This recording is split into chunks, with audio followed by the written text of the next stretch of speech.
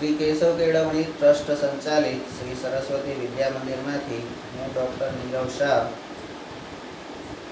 ધોરણ 10ના વર્ષ 19-20ના પ્રકરણ 2 બહુપદી વિશેની સમજ આપણે લઈએ છીએ.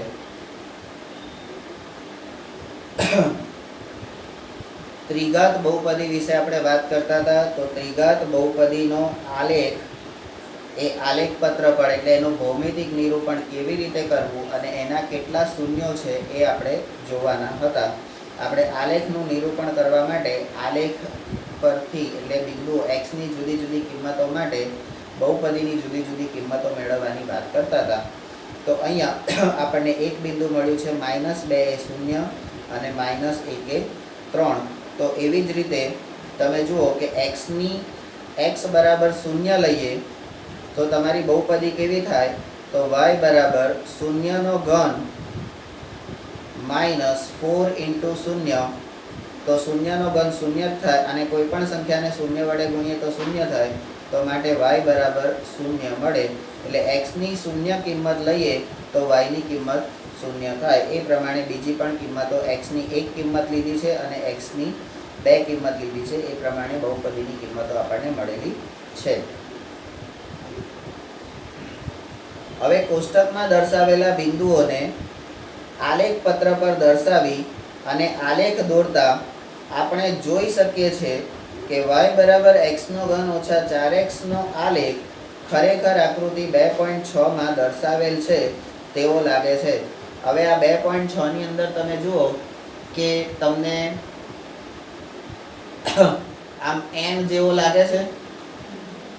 આલેખ કેવો લાગે છે? n આકાર જેવો લાગે છે. બરાબર.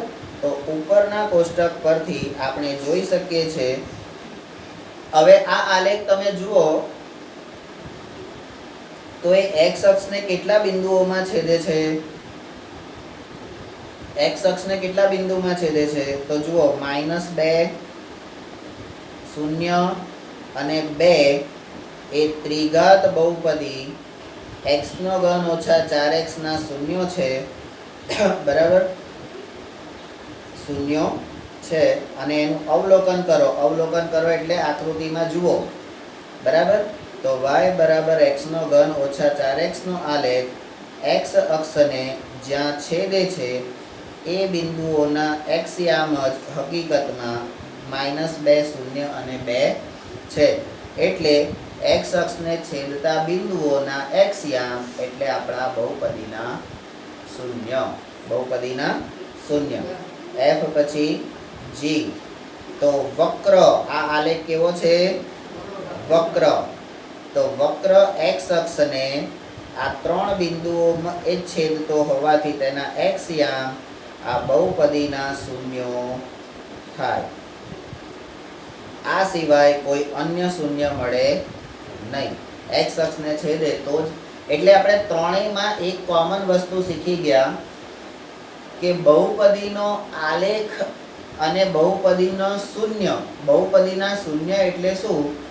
તો બહુપદીનો આલેખ x અક્ષને જેટલા બિંદુમાં છેદે એટલા એના શૂન્યો અથવા તો ઉકેલ થાય. આ આપણે ત્રણેય વિશે શીખ્યા કોમન.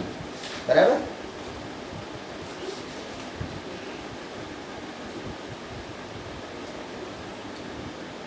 તો ચાલો આપણે કેટલાક વધુ ઉદાહરણો લઈએ. ત્રિઘાત બહુપદીઓ x3 અને x3 એટલે ત્રિઘાત બહુપદીમાં એક બહુપદી x3 અને બીજી બહુપદી x3 - x2 નો વિચાર કરો. અને આકૃતિ 2.7 અને આકૃતિ 2.8 માં અનુક્રમે y બરાબર x3 અને y બરાબર x3 - x2 ના આલેખો આપણે દોર્યા. બરાબર. અહીંયા આપણે આલેખો દોર્યા તો અહીંયા અતિવલય પરવલય કોઈ છે નહીં. અહીંયા બધા વક્ર છે. બરાબર. કોઈ વલય આકાર તમને દેખાતો નથી. તો અહીંયા આ બંને બહુપદીના આલેખ આવી રીતે આયા એવું તમને કેવી રીતે ખબર પડી ભાઈ? તો આપણે આપણી સિસ્ટમને અનુસરવાની. એક બહુપદી છે x3 એટલે y બરાબર x નો ઘન, અને બીજી બહુપદી છે આપણને y બરાબર x નો ઘન ઓછા x નો વર્ગ, બરાબર. આ આપણને આપેલું છે. તો અહીંયા આપણે શું કરીશું, તો x ની જુદી જુદી કિંમતો માટે, બરાબર, x ની જુદી જુદી કિંમતો માટે આપણે આની y ની કિંમત મેળવીશું. તો અહીંયા આપણે આકૃતિમાં જે આપેલી છે એ જ મુદ્દા આપણે લેવાના છે. તો કયા કયા બિંદુ, તો x બરાબર 2 લો, પહેલા માટે x બરાબર 2 લો, પછી તો કે x બરાબર 1 લો, પછી તો કે x બરાબર -1 લો, પછી તો કે x બરાબર -2 લો, બરાબર. તો પછી આપણે આપણા સૂત્રોનો ઉપયોગ કરવાનો કે y નું સૂત્ર મૂકીને એના પરથી આપણે y ની કિંમતો છેલ્લે અહીંયા શોધવાની, બરાબર. તો આપણને x બરાબર 2 લેતા y ની કિંમત કેટલી મળશે, 8. x બરાબર 1 લઈએ તો y ની કિંમત કેટલી મળશે, 1.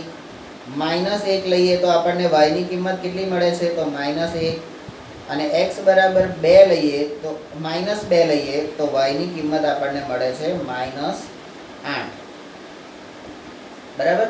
તો એ જ રીતે આ બાજુનો જે આલેખ છે x નો ઘન ઓછા x², એમાં પણ x ની કઈ કઈ કિંમતો લીધી છે તો તમે જુઓ. તો x બરાબર 2 લીધા, x બરાબર 1 લીધા, x બરાબર -1 લીધા, અને બીજો કોઈ બિંદુ આપણે લીધો નથી, બરાબર. તો અહીંયા x બરાબર 2 લઈએ તો y બરાબર આપણને કેટલા મળે છે, તો કે 4. x બરાબર 1 લઈએ તો y બરાબર કેટલા મળે છે, તો કે 0. અને x બરાબર -1 લઈએ તો y બરાબર કેટલા મળે છે, -2, બરાબર. તો આ રીતે આપણું કોષ્ટક અહીંયા, એટલે આ આપણે કિંમતો શોધી, આપણે આગળ જે દાખલો કર્યો છે એ પ્રમાણે આપણે અહીંયા દાખલાની ગણતરી કરવાની છે અને આપણે કિંમત શોધી અને પછી કોષ્ટક બનાવવાનું છે. આટલું કર્યા પછી આપણે કોષ્ટકની રચના કરવાની, બરાબર. એ કોષ્ટક આપણું આ રીતનું હોય, બરાબર. અને કોષ્ટકની રચના કર્યા પછી એની આલેખ પત્ર પર નિરૂપણ કરવાનું. હવે તમને એમ થાય કે આલેખ પત્ર માટે આલેખ પેપર જોઈએ, તો આપણે આલેખ પેપરનો ઉપયોગ કરવાનો નથી. આપણે આપણા ચોપડામાં જ x અને y અક્ષ દોરી દેવાનો છે. એના માટે કોઈ ફૂટપટ્ટીનો ઉપયોગ કરવાનો રહેશે નહીં. ફટાફટ આમ દોરી દેવાનું અને સામાન્ય આમ સરખું આપણને એવી ખબર પડી જોઈએ કે ભાઈ નહીં તો આંગળી મૂકીને નંબર લખવાના, 1 2 3 4 5 6 એ રીતે, બરાબર.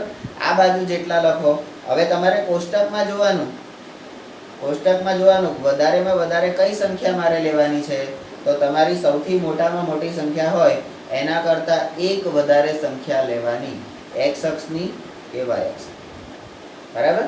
એ પ્રમાણે તમારો આલેખ થાય અને આલેખ દોર્યા પછી એ આલેખ x અક્ષને કેટલા બિંદુમાં છેદે એ પ્રમાણે તમારો જવાબ શૂન્યોની સંખ્યા આવે, h પછી i. આપણે નોંધીએ કે શૂન્ય એ બહુપદી x3 નું એકમાત્ર શૂન્ય છે. એટલે આપણી જે પહેલી બહુપદી છે x નો ઘન, y બરાબર x નો ઘન, એનામાં એ ખાલી શૂન્ય જ છેદે છે, શૂન્યમાં જ છેદે છે, બરાબર. તો અહીંયા તમારે x બરાબર 0 લો તો y બરાબર 0 એટલે 0 0 0 0 એટલે તમારા ગણિતના પેપરમાં આ વખતે પૂછાયેલો પ્રશ્ન, O ની કિંમત શું, ઉગમ બિંદુ O ની કિંમત શું, બરાબર. આવું પૂછાયું હતું. ઉદ્ગમ બિંદુ O નું મૂલ્ય કેટલું, તો તમારે કૌંસમાં લખવાનું 0 અલ્પવિરામ 0 એવું લખવાનું હતું.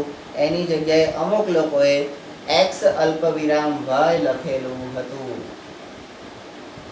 x અલ્પવિરામ y લખેલું હતું. એમની રીતે સાચા હતા, સમજાતા બરાબર, પણ એ થોડીક ઓછી સમજણ થઈ, એ વસ્તુ ધ્યાન ઉપર લેવાની. ચલો, આકૃતિ 2.7 પરથી પણ તમે જોઈ શકો છો કે y બરાબર x3 નો આલેખ x અક્ષને માત્ર એક જ બિંદુમાં છેદે છે અને એનો x આમ 0 હોવાથી x યામ એનો 0 છે, i પછી j. હવે x ઘન ઓછા x સ્ક્વેર એને તમે x સ્ક્વેર કોમન કાઢો તો x સ્ક્વેર કૌંસમાં x માઇનસ 1, x સ્ક્વેર કૌંસમાં x માઇનસ 1, આની અંદરથી તમે x સ્ક્વેર કોમન કાઢી લો તો x માઇનસ 1 આવી બહુપદી આપણી થઈ જશે. બરાબર. તો એના બહુપદીના શૂન્યો માત્ર 0 અને 1 છે, કારણ કે શૂન્ય આગળ છેદે છે એટલે અહીંયા તમારે x બરાબર 0 તો y બરાબર 0 આ રીતનું એક મૂલ્ય આવશે જ. તો 0 અને 1 આગળ છેદે છે તો આકૃતિ 2.8 પરથી આ મૂલ્યો y બરાબર x ઘન ઓછા x સ્ક્વેર નો આલેખ x અક્ષને જે બિંદુમાં છેદે છે તેમના x યામ કહેવાય. hij અને હવે આવ્યો k. ઉપરના ઉદાહરણો પરથી આપણે જોયું. હવે આ જે આવ્યું એ આપણા માટે અગત્યનું, કોઈ પણ ત્રિઘાત બહુપદીને વધુમાં વધુ 3 શૂન્ય હોઈ શકે. દ્વિઘાત બહુપદી માટે કેટલા હતા? વધુમાં વધુ 2. સુરેખ બહુપદી માટે વધુમાં વધુ 1. બરાબર. ત્રિઘાત બહુપદી માટે વધુમાં વધુ 3 શૂન્ય હોઈ શકે. અને એને બીજા શબ્દોમાં કહીએ તો 3 ઘાત વાળી બહુપદીને વધુમાં વધુ 3 શૂન્ય હોઈ શકે. તો 3 ઘાત વાળી બહુપદી એટલે કઈ? તો કે ત્રિઘાત બહુપદી. બરાબર. હવે આપણે અહીંયા આગળ કોઈ પણ વસ્તુ વ્યાપક અર્થમાં લેવાની છે. બરાબર. તો આ વ્યાપક અર્થમાં જ્યારે આપણે લઈએ તો ત્યારે આપણો મુદ્દા નંબર બદલાઈ જશે. 6 પછી આવશે 7. વ્યાપક રીતે કહીએ તો આપેલી બહુપદી px ની ઘાત એટલે બહુપદી px ની ઘાત જો n હોય, બહુપદી px ની ઘાત હોય એ પ્રમાણે બહુપદીનું નામ પડે. 1 ઘાત વાળી તો સુરેખ, 2 ઘાત વાળી તો દ્વિઘાત, 3 ઘાત વાળી તો 4 ઘાત વાળી ચતુર્ઘાત, 5 ઘાત વાળી પંચઘાત, 6 ઘાત વાળી ષષ્ઠઘાત. બરાબર. અને એવી રીતે ઉપર કોઈ પણ એને n કહી દઈએ, n ઘાત વાળી. બરાબર.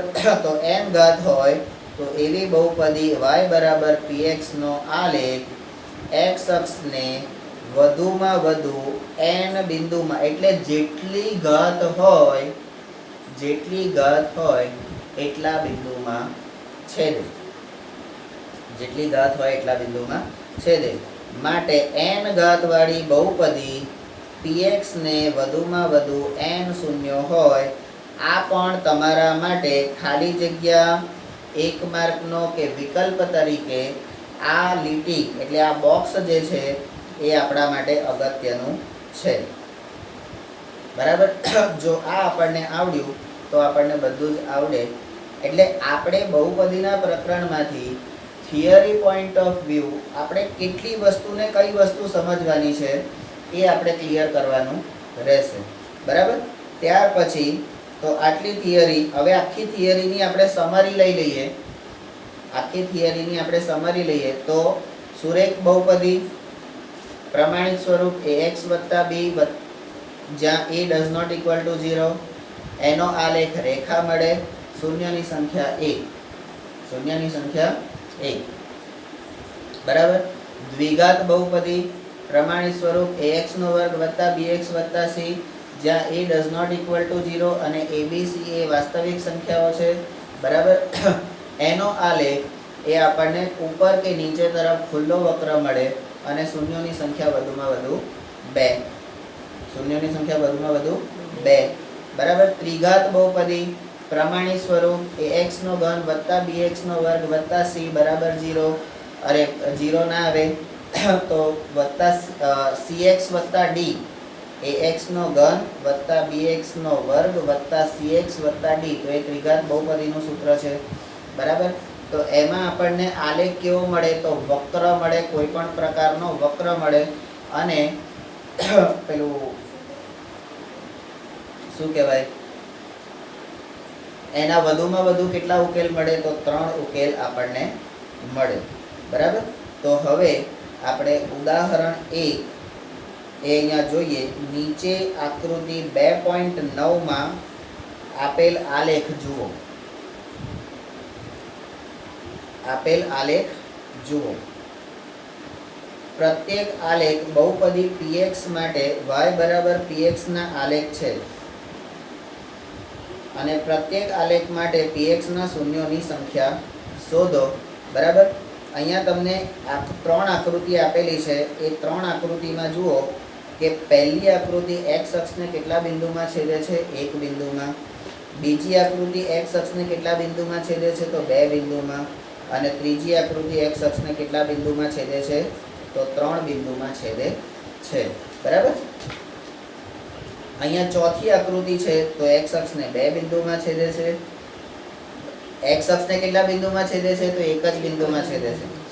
પછી અહીંયા આગળ દ્વિઘાતમાં સંપાતી બિંદુ એટલે એકનું એક બિંદુ છે અને અહીંયા આગળ તમને 1 2 3 અને 4 બિંદુમાં છેદે છે. બરાબર. તો એનો ઉકેલ તમને અહીંયા આગળ આપેલો જ છે. કેમ આવું? તો નંબર 1, આલેખ x અક્ષને એક જ બિંદુમાં છેદતો હોવાથી શૂન્યોની સંખ્યા 1 છે. આવું આપણને કેવી રીતે ખબર પડી? તો કે સુરેખ બહુપદીમાં શીખી ગયા છે એટલા માટે. તો આને આપણે સુરેખ કહી શકીએ. બરાબર. પછી બીજો, તો આલેખ x અક્ષને બે બિંદુમાં છેદતો હોવાથી શૂન્યોની સંખ્યા 2. તો આને આપણે દ્વિઘાત કહી શકીએ. કહી શકીએ.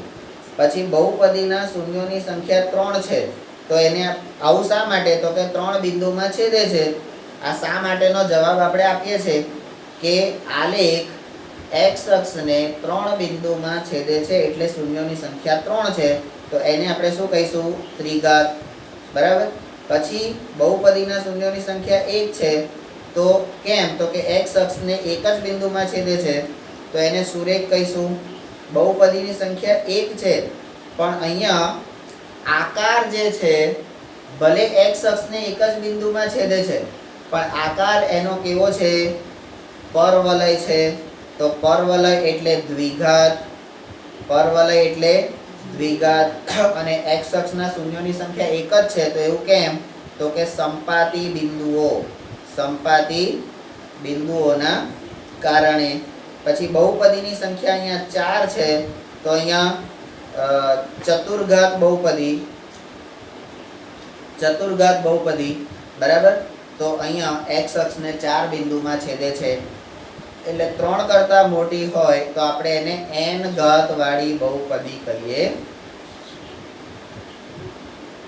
3 કરતાં મોટી હોય તો એને n ઘાત વાળી બહુપદી આપણે કહીએ છે. બરાબર. તો ત્યાર પછી આપણું સ્વાધ્યાય 2.1 જે છે એ આવશે. 2.1 માં એક જ દાખલો છે. એમાં પણ આ જ રીતની આકૃતિઓ છે. આ આકૃતિઓ તમે જોઈ લો એટલે તમને ખબર પડી જશે કે પહેલી આકૃતિ છે તો એમાં આલેખ x અક્ષને છેદતો નથી એટલે કોઈ પણ શૂન્ય મળશે નહીં. આકૃતિ 2 માં તમે જુઓ તો x અક્ષને એક જ બિંદુમાં છેદે છે પણ એ વક્ર છે. ત્રિઘાત બહુપદી છે. પણ ત્રિઘાત બહુપદીમાં વધુમાં વધુ 3 પણ 3 કરતાં ઓછા તો હોઈ શકે ને. તો અહીંયા એક જ બિંદુ છે. બરાબર. ત્રીજી આકૃતિ છે તો એ 3 બિંદુમાં છેદે છે તો ત્રિઘાત છે. ચોથી આકૃતિ છે તો એ દ્વિઘાત એટલે કે 2 બિંદુમાં છેદે છે.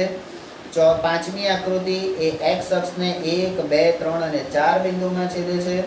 અને છઠ્ઠી આકૃતિ છે તો એ x અક્ષને 2 બિંદુમાં સંપાતી બિંદુ. વક્ર છે પણ વક્ર એ સંપાતી છે. બરાબર. તો એ પણ ભલે વક્ર આલેખ આવે એટલે આપણે કયું આવે?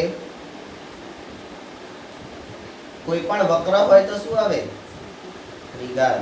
બરાબર. પણ અહીંયા આપણે એ રીતે થોડું ધ્યાન પર રાખી અને 2.1 એકદમ સહેલું છે. જે રીતે આપણે ખાલી શા માટે ટેલ મી વાય, સુરેખ તો કેમ, દ્વિઘાત તો કેમ, ત્રિઘાત તો કેમ અને n ઘાત વાળી તો કેમ, એવી રીતે એનો જવાબ લખવાનો છે. બરાબર. તો આ રીતે તમારું બહુપદીના શૂન્યોનો ભૌમિતિક અર્થ એટલે આપણા પહેલા 2 પોઈન્ટ અહીંયા પૂરા થયા.